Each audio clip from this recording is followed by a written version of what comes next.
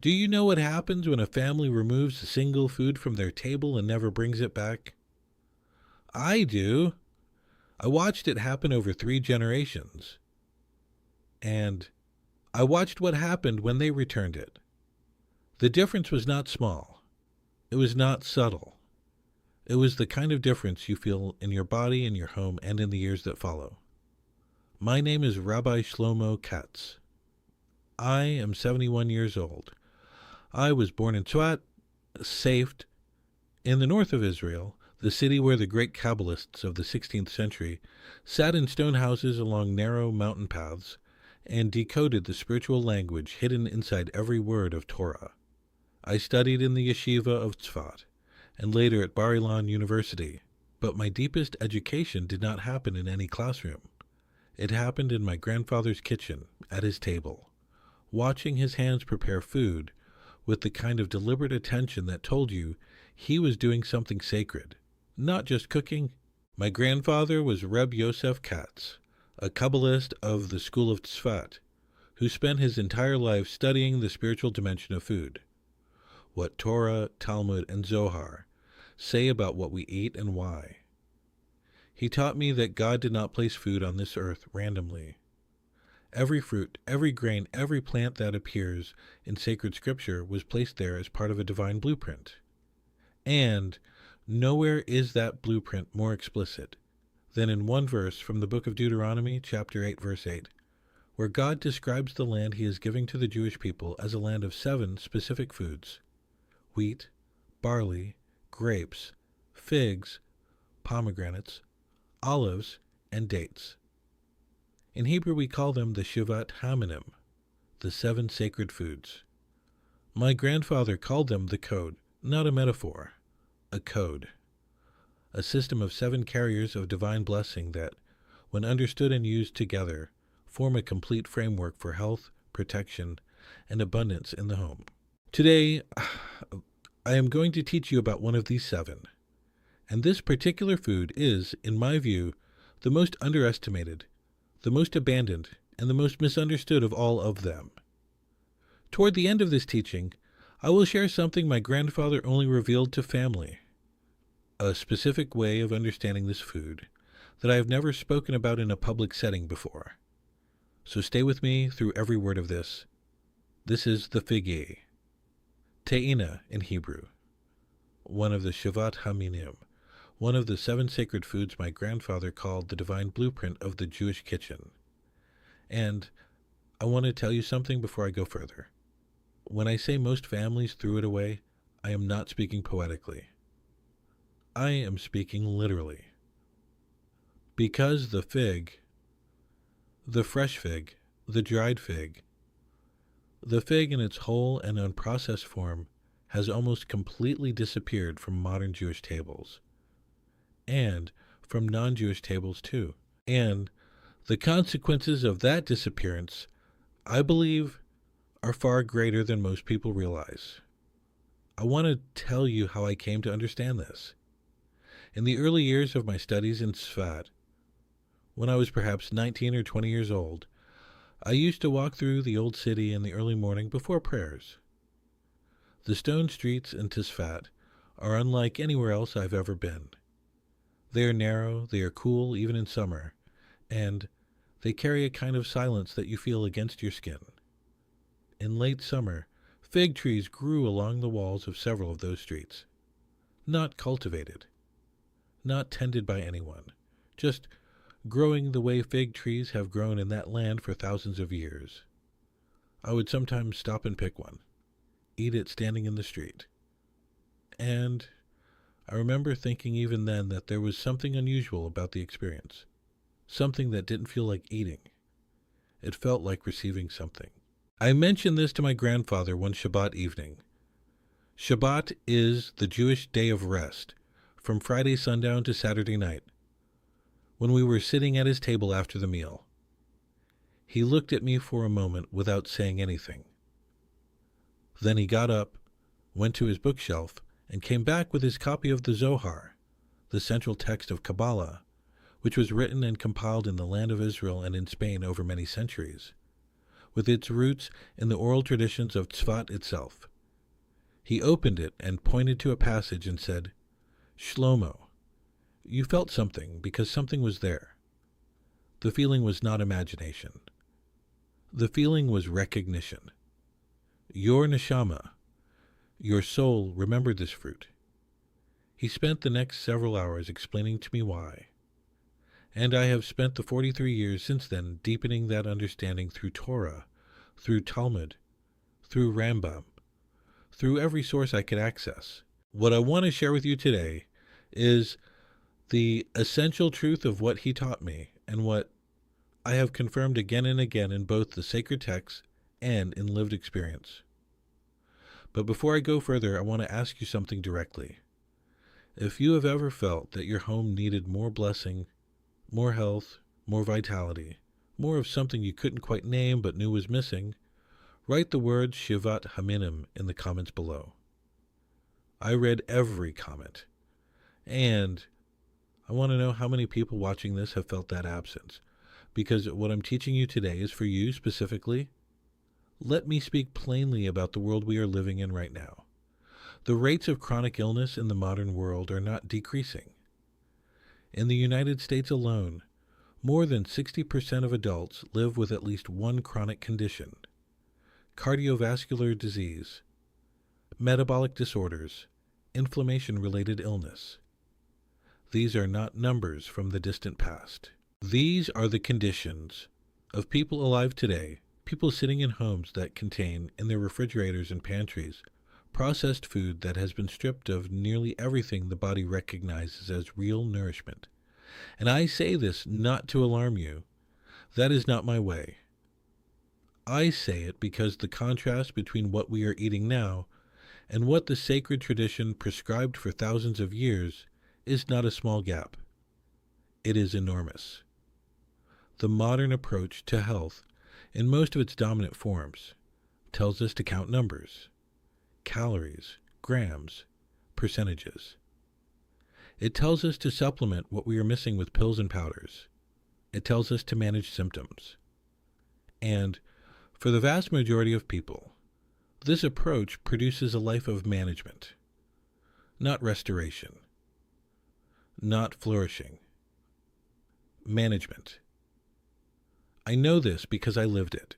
In my mid-30s, during a period when my responsibilities had multiplied, and I had allowed my connection to these sacred foods to weaken, I began experiencing a deterioration in my health that my doctors addressed with a series of recommendations that felt to me like building scaffolding around a structure instead of repairing the foundation. I was tired in a way that sleep did not fix. I was not well in a way that medication did not address. I returned in that period to my grandfather's teaching, not as a desperate act, but as a remembering.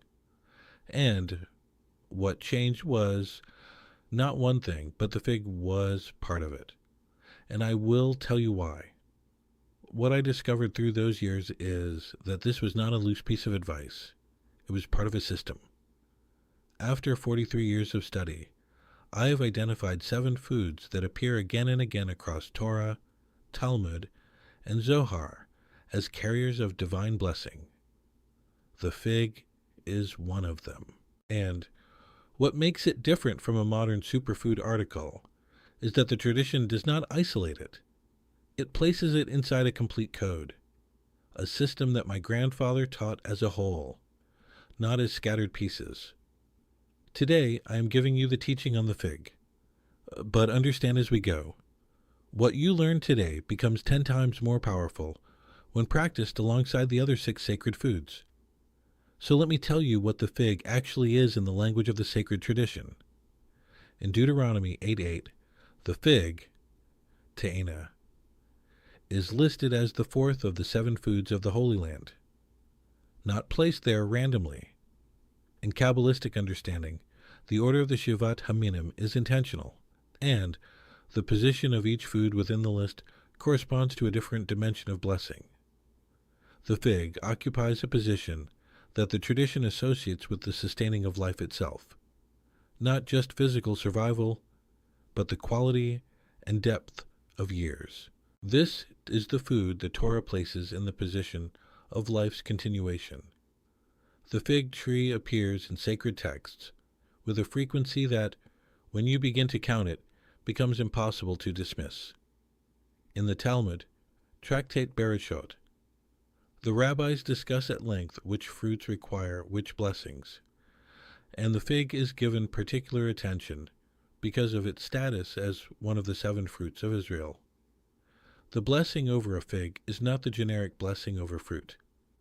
It is a blessing that specifically acknowledges the goodness of the land, Borei Pri Hayatz. And, in the context of the 7 fruits, the sages teach that this blessing carries a spiritual weight that the generic blessing does not. But the teaching that changed how I understood the fig came from the Zohar. In Parashat Pinchas, the Zohar teaches about the connection between specific foods and the dimensions of the soul, the nefesh, the ruach, and the neshama. Without going into the full depth of that teaching today, what the Zohar establishes is that certain foods, when eaten with awareness and intention, interact not only with the body but with deeper dimensions of a person's being. The fig is specifically mentioned in this context as a food that carries what the Zohar calls or, light, not metaphorical light. Spiritual substance that the tradition says has a real effect on the vitality of the person who receives it with proper intention. Rambam, Rabbi Moses ben Maimonides, one of the greatest scholars in Jewish history, wrote extensively about food and health in his Mishneh Torah and in his medical writings. He specifically recommended figs, particularly dried figs, for their effect on what he called the damp conditions of the body, conditions we might today call inflammation, stagnation, or the early stages of systemic dysfunction. He was not writing as a mystic in those passages. He was writing as a physician, and what he described in the 12th century is now being confirmed by modern research into fig compounds, fig fiber, and fig polyphenols. But here's the important thing. Rambam understood what he was observing through the lens of Torah. He did not separate the physical from the spiritual. He saw them as one system. Now, let me give you the first principle that the tradition teaches about the fig and why most families threw it away. The first principle is what my grandfather called the principle of the living fruit. In the tradition of Tzfat Kabbalah, there is a distinction between foods that carry life and foods that are merely neutral.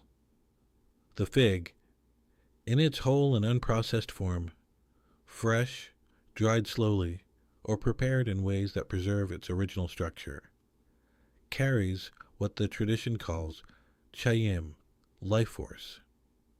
This is not a poetic description.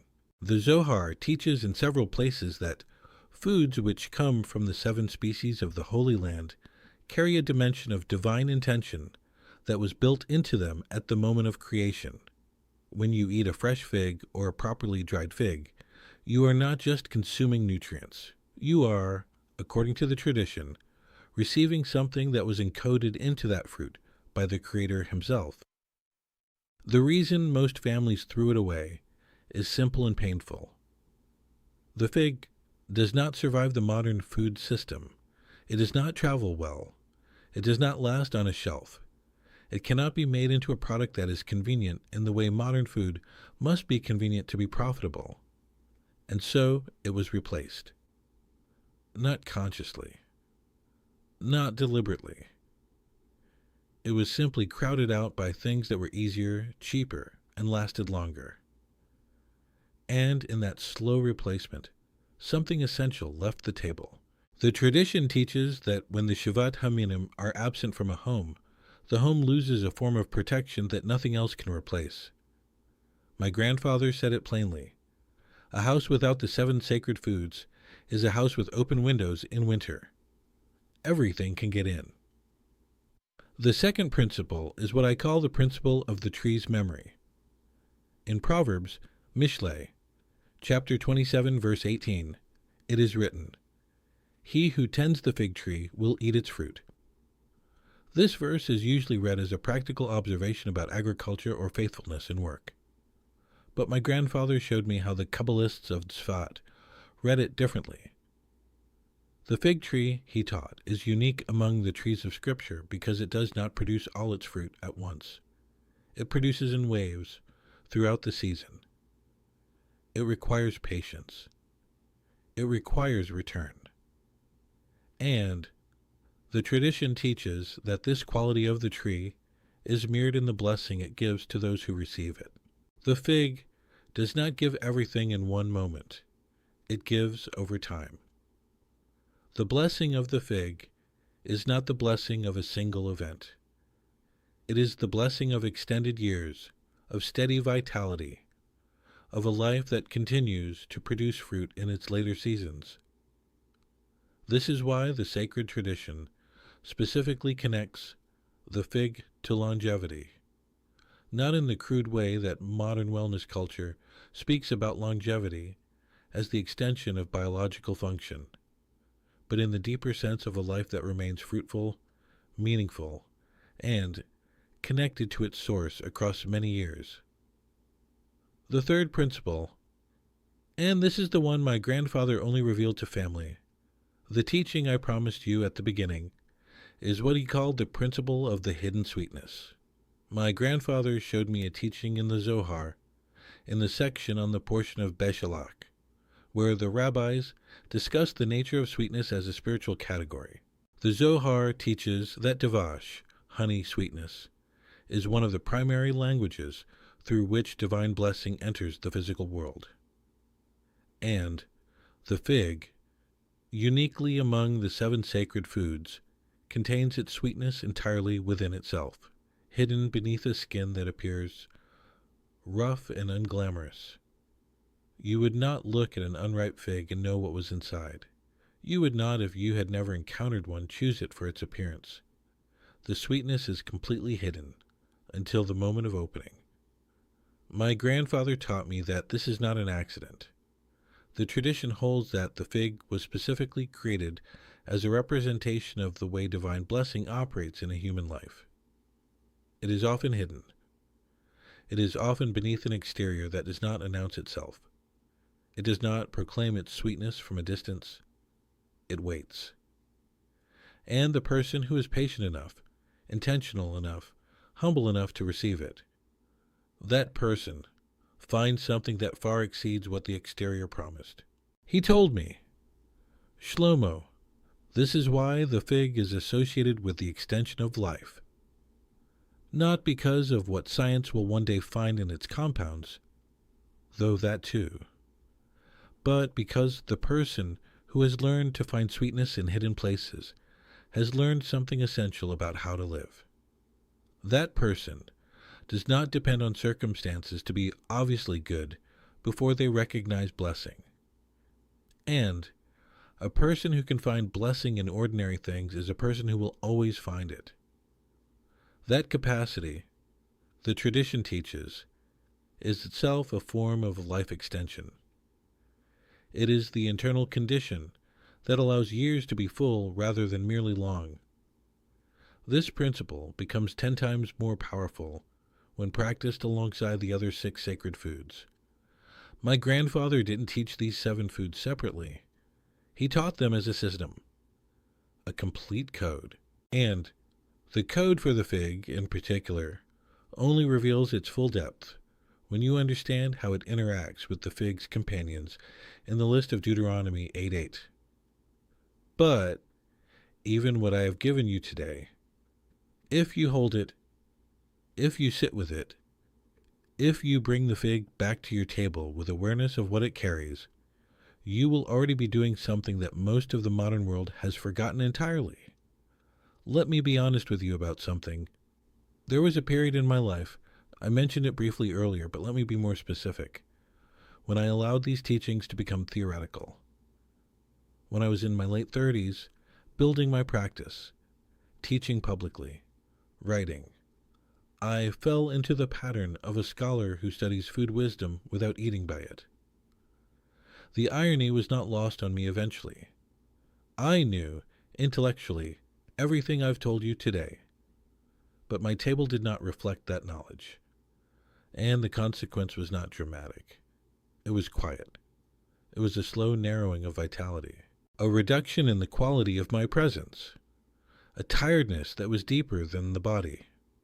My grandfather, who was still alive then, noticed before I did. He came to my house in Florida one winter. He traveled very rarely by that point, and he sat at my table and looked at what I had prepared for Shabbat dinner and said nothing. But later that evening he said, "The table is missing something it needs." He was not speaking about the food alone. He was speaking about the intentionality behind it. I returned the fig to my table that week. I returned to the system. And the narrowing reversed. Not overnight, but it reversed. I am sharing this because I want you to understand that this is not theory I have inherited and never tested. This is knowledge I have tested against my own life, my own failures, and my own restoration. And that is the only kind of knowledge I believe is worth passing on. The world we are living in right now, with its pace, its noise, its chronic separation from anything ancient or grounded, is a world that needs this knowledge more than perhaps any generation before us. Not because the problems are new. The spiritual tradition teaches that human beings have always struggled with the same essential things: health, meaning, connection, continuity. But the degree to which we have abandoned the tools that were given to us is perhaps new. My grandfather spent his entire life organizing these 7 teachings into a complete system. It took me decades to understand how deeply they connect. What I can tell you is that returning to them, even partially, even one food at a time, is not a small thing. It is the beginning of remembering something your ancestors knew and something that belongs to you. So let me bring this together. Today you received a teaching about the fig, Te'ena, one of the Shivat HaMinim, the 7 sacred foods of Israel. You learned 3 principles that the tradition teaches about this fruit. The principle of the living fruit, which teaches that the fig carries encoded divine intention that no processed substitute can replicate. The principle of the tree's memory, which connects the fig's nature of sustained, patient fruitfulness to the blessing of a life that remains vital and meaningful across many years. And the principle of the hidden sweetness, the teaching my grandfather reserved for family, which holds that the fig was specifically created to carry the spiritual quality of finding blessing in hidden places, and that this quality, when it is alive in a person, is itself a form of life extension. This knowledge is yours now. It comes from a tradition that is thousands of years old, but it belongs to you today. You do not need to be a scholar to use it. You do not need to be a rabbi. You need only to bring this fruit back to your table with awareness of what it carries. Eat it with intention. Eat it with gratitude. Eat it knowing that you are receiving something that was placed in this world for you specifically. That is what the tradition asks. That is the full extent of the practice at this level. And I want to say one more thing before we close. This knowledge comes with responsibility. When you understand that a food carries spiritual weight, you are not simply collecting an interesting idea. You are entering into a relationship with something real. The tradition teaches that knowledge creates obligation, not burden, but responsibility. Use what you have learned today with good intention. Share it generously. Do not use it for purposes of fear or self-centeredness. The blessing of the fig, like all 7 sacred foods, flows most freely in a home where it is received with gratitude and offered with generosity. Hold it that way. In my next teaching, I will reveal another of the 7 sacred foods, one that my grandfather said was the most misunderstood in all of Torah. The rabbis have taught about it for thousands of years, and yet the deepest layer of its meaning has been almost entirely overlooked by the modern world. You will not want to miss that teaching. If this reached you today, if something in what I shared spoke to something you already knew but had not heard named, please share it with someone whose table you care about. Leave a comment below. And if you have not yet subscribed and enabled notifications, please do that now, because these teachings come in a specific order, and each one prepares you for the next. Shabbat Shalom. Until next time.